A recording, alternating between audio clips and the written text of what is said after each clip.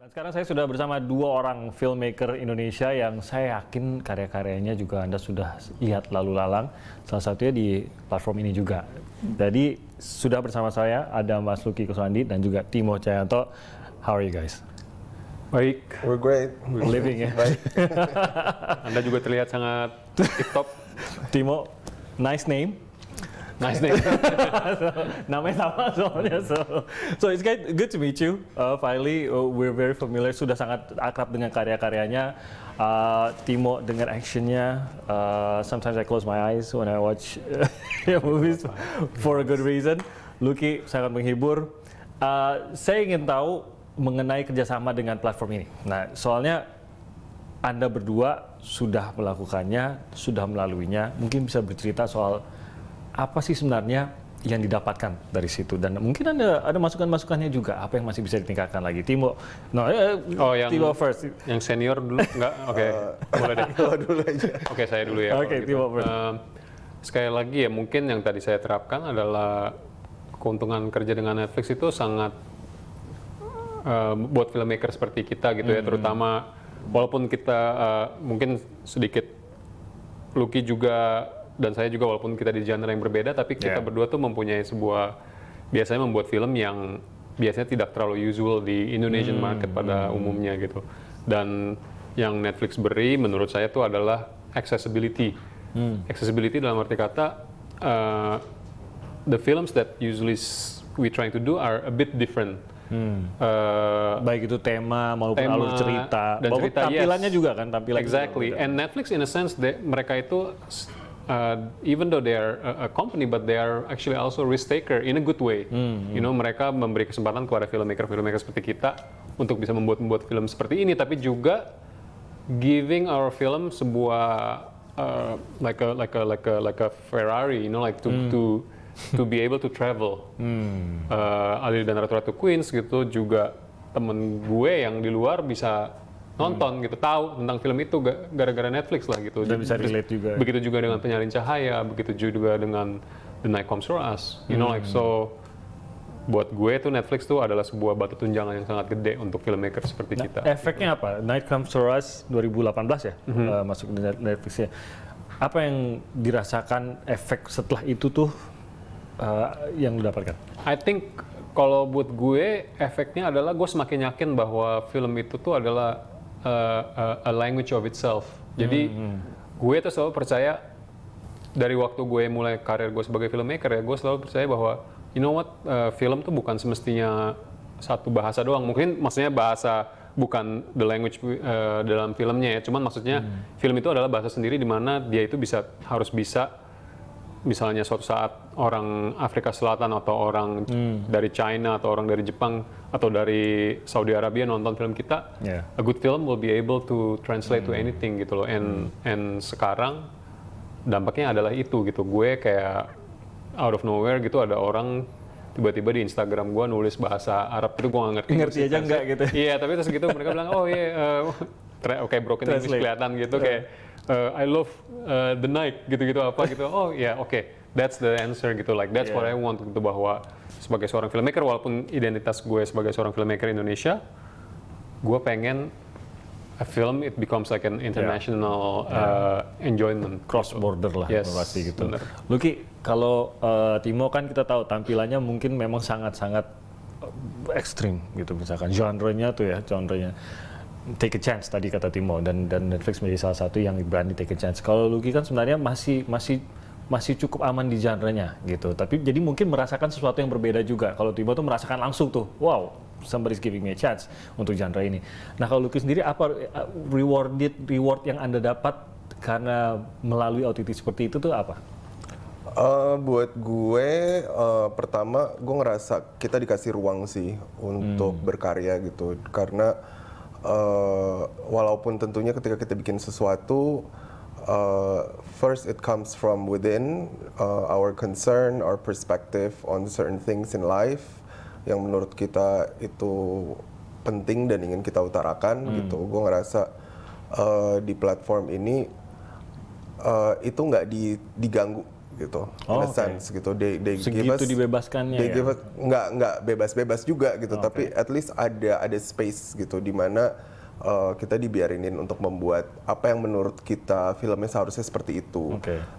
tanpa banyak pressure kayak misalnya masalah jumlah penonton gitu atau ini akan cater ke market apa, itu sesuatu yang menjadi tanggung jawab Netflix dan mereka mengambil tanggung jawab itu gitu. You just do the work and kita yang figure it out gitu, gimana nanti ini bisa reach the audience that we wanna reach gitu. Ini kan kalau filmmaker, terutama mungkin kita yang nonton dari era sebelum ada platform seperti ini gitu ya, pasti inginnya film saya tampil di layar besar gitu. Sementara kan tren kesini kan banyak juga film yang entah itu hanya tayang di platform seperti ini ataupun premiernya di platform seperti ini. Buat Anda berdua yang saya yakin bertumbuh juga di dalam era di mana film itu di bioskop gitu, baru nanti sekian tahun baru nongol di TV gitu. How do you feel about that, Timo?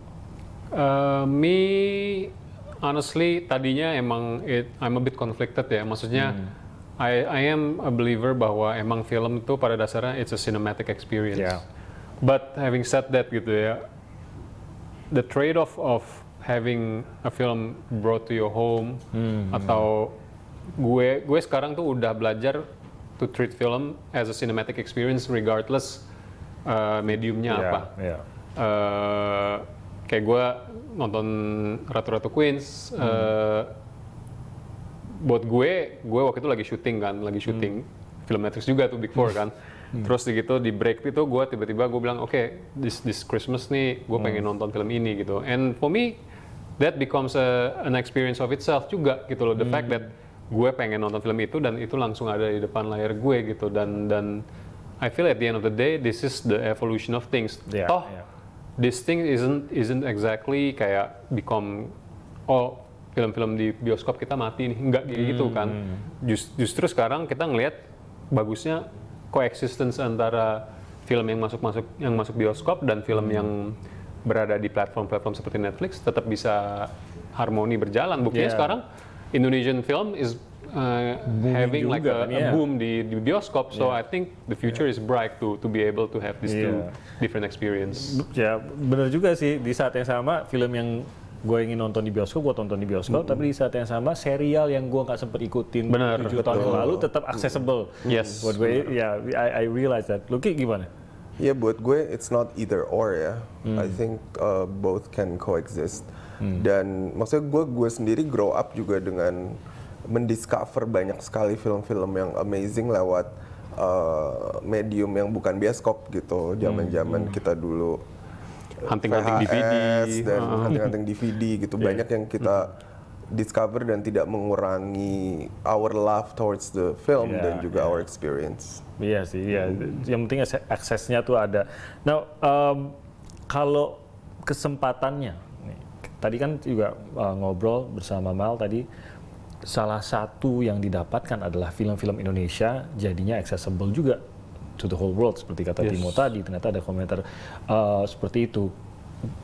Apakah kalian mempertimbangkan itu ke depannya pada saat memproduksi film, mengingat bahwa ini nggak boleh terlalu Indonesia banget, atau ini jangan cater ke selera Indonesia banget aja gitu. Masuk nggak tuh, Luki? Kalau buat gue, I think it just challenge us to be better as a filmmaker gitu, dan sebagai storyteller ya. Karena maksudnya sekarang kan kita udah tidak berpikir kita membuat film Indonesia gitu ya. Benar. Maksudnya sekarang kita bikin film gitu yang dimana orang akan konsumsi. At the same time mereka punya choice buat nonton film kita atau sesuatu dari Inggris atau sesuatu dari Amerika atau dari manapun yang udah ada di depan layar gitu. It's just a choice mereka mau nonton apa gitu. Jadi it just kind of forces you untuk step up dari definisi yang menurut kalau film Indonesia seperti apa dan membuat just a good film aja.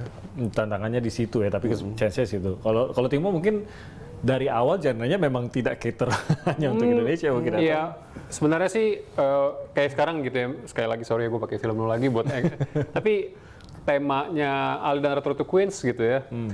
The fact that ada orang yang apa tuh namanya tuh kayak merantau ke luar negeri dan meninggalkan keluarga, itu very Indonesian I think Yeah, gitu ya. yeah. Kayak kita pernah ngelihat apa kita punya keluarga yang kayak gitu, apa kita kenal Yeah. orang yang kayak gitu, tapi yet bringing the context all the way to New York, terus we have a bunch of Indonesians who live there gitu. It's very Indonesian yet it speaks internationally. I think Yeah. semua orang yang mempunyai DNA immigrants pasti pernah punya pengalaman itu gitu. Jadi gua rasa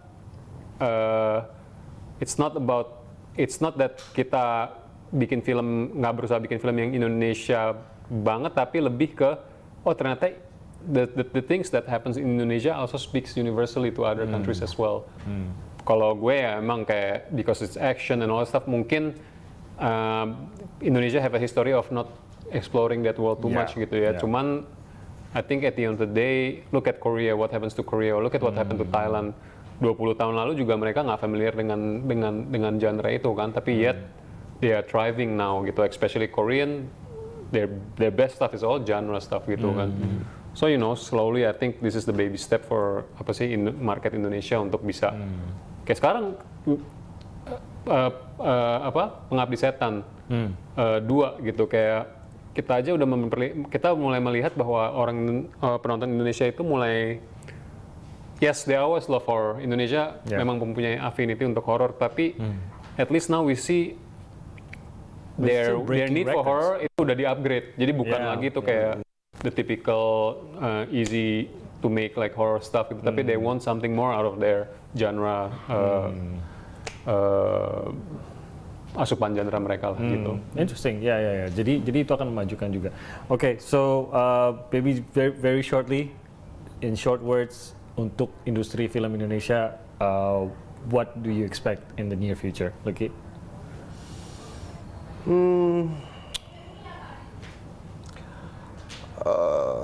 Sistem yang berkemanusiaan. Curcol ya. Kita perlu pembicaraan lebih panjang mengenai hal itu dengan kata-kata sederhana, sistem yang berpikir kemanusiaan, tapi perlu pembahasan khusus lagi. Timo? Kalau gue ya mungkin similar kayak Lucky ya, tapi lebih ke I'm glad that Netflix is very supportive to the filmmakers sekarang gitu.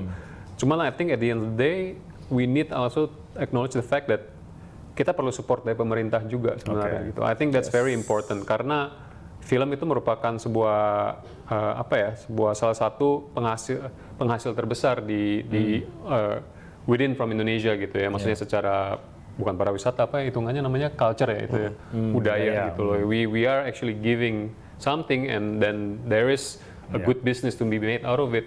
So I think it's time for the pemerintah untuk taking it seriously the fact that film exists dan mempermudah kita sebagai filmmaker dan produser dan apapun itu untuk membuat film gitu loh. Regardless of the genre, regardless of the tema yang pengen kita ambil gitu. Kayak the Koreans did it very well, the Thais did it very well. Why can't we gitu?